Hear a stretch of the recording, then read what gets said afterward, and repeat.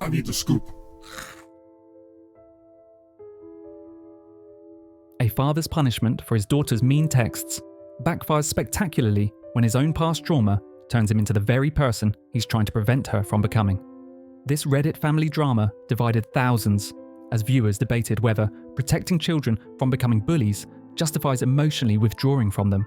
Get ready for a story about how unhealed wounds can poison the relationships we're trying to protect. I'm in my mid-30s and have been married to my husband, who's in his 40s, for about 4 years now. His daughter, Danny, who's 15, lives with us most of the time. I came into her life when she was around 9, and we've always had a good relationship. She's a great kid, smart, funny, a little dramatic sometimes, but generally kind and emotionally aware for her age. He was her safe person through a messy divorce and always made sure she knew she was loved. Their bond has always been more best buds than the typical strict parent thing. Recently, Danny got in trouble at school over some texts about another girl in her group chat with her friends. Mostly dumb teenage stuff, but a few of the things Danny said about this particular girl were pretty mean. Not slurs or threats or anything awful like that, but a couple of personal jabs since she didn't particularly like her. How it got out: one of the girls in the group chat had a falling out with the others and screenshotted everything. She sent the screenshots to the girl they'd been talking about, who brought them to a teacher. The school ended up calling a meeting with parents, including my husband. The school took it seriously, but handled it well, in my opinion. Danny owned up to what she said and apologized. Like, a real apology, not a forced one. The girl actually accepted it, which I think says a lot. At home, though, things took a turn. My husband reacted very differently than I expected. He didn't yell or lose his temper. Instead, he shut down emotionally.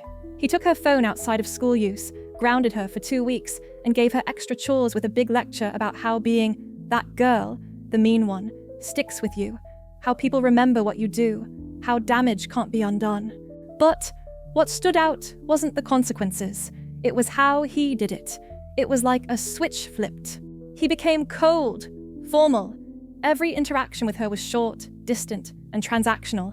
No softness, no patience, no sense of connection. It was almost like he couldn't bring himself to look at her the same way.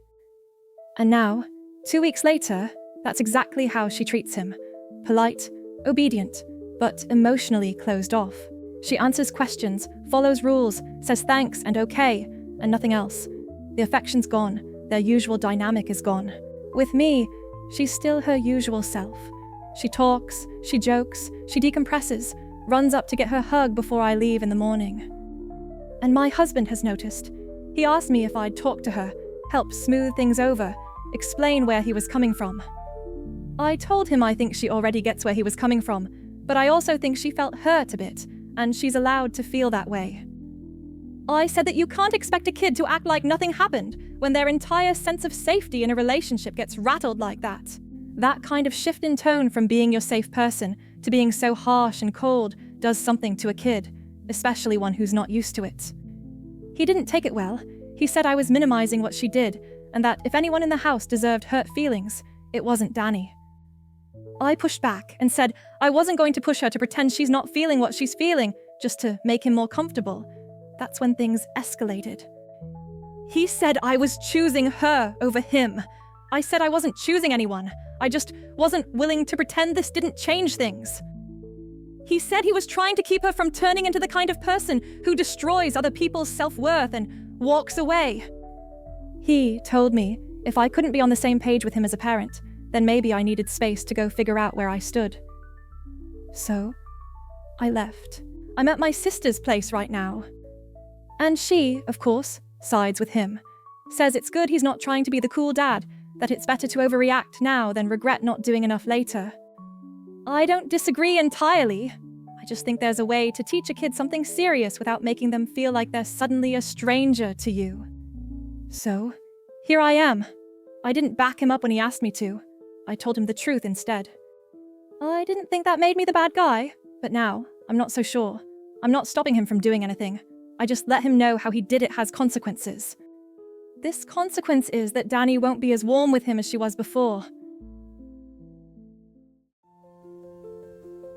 The Reddit community immediately recognized the father's behavior as trauma-driven with many sharing their own experiences of childhood bullying and its lasting effects. The original poster returned home, determined to get to the root of her husband's extreme reaction. 9 days later, a vulnerable conversation would finally reveal the painful truth behind a father's fear of losing his daughter to cruelty. It's been a while since I last posted, and a couple of things have changed, so I figured I'd give an update. I've seen a lot of perspectives that helped me think through how everyone, my husband, Danny, even myself, may have gotten tangled up in our own emotions while trying to do what we thought was right. So, thank you. After I cooled off and came back home, I told my husband we needed to talk, not just about Danny, but about why he reacted the way he did. I think, deep down, I already knew it wasn't just about her behavior at school. He finally opened up and admitted that the whole thing hit a raw nerve for him. When he was Danny's age, he was on the receiving end of some pretty cruel bullying, stuff that stuck with him for years. He said seeing Danny even dabble in that kind of behavior scared him. It wasn't about control, it was about fear. Fear that she'd become someone who could inflict the kind of pain he still carries. That fear made him pull back from her instead of leaning in, and it came out in this cold, distant way that hurt them both. I encouraged him to talk to Danny about it, not to justify what happened, but to explain it and take accountability. And he did. It wasn't some big emotional movie moment, but it was honest. He told her about what he went through, how ashamed he felt that he let his fear come between them, and that her behavior reminded him of people who had hurt him.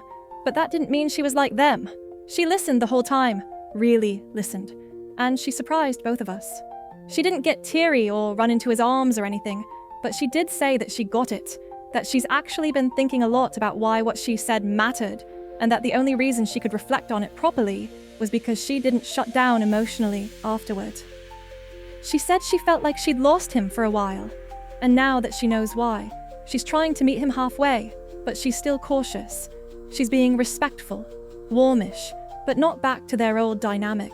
Not yet, maybe not ever in the same way, but it's something. Funny enough, the girl Danny said those things about.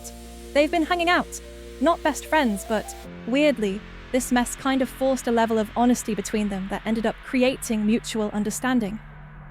The girl told Danny she was really hurt at first because she thought Danny meant for her to see those messages, but once they had a real conversation, she realized that wasn't the case. She admitted she was more mad at the girl who leaked the texts, her so-called friend who sent the screenshots around after a falling out. She told Danny she now gets that the stuff said in the chat wasn't meant to be public or malicious, just venting between teens. She even said she said worse things herself in private about people she was frustrated with. It didn't excuse it, but it helped her put it in perspective, and she let it go. As for therapy, I brought it up. I told my husband that maybe this would be a good opportunity for all of us to work on our dynamics, maybe family therapy, or even just individual support to unpack some of the emotional baggage that clearly still weighs heavy.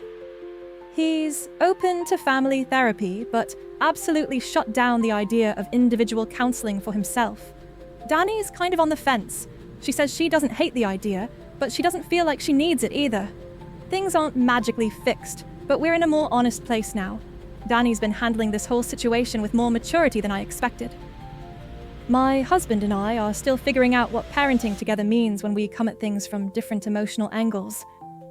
I still stand by what I said in the original post. Kids don't just bounce back from emotional shifts, and pretending nothing happened doesn't help anyone. But I'm glad we didn't just leave things frozen there. Thanks again to everyone who took the time to give their opinions. Sometimes the greatest lesson we can teach our children is that adults make mistakes too, and healing happens when we're brave enough to be vulnerable. This family continues working through their new dynamic, so subscribe to catch any updates on their journey toward understanding.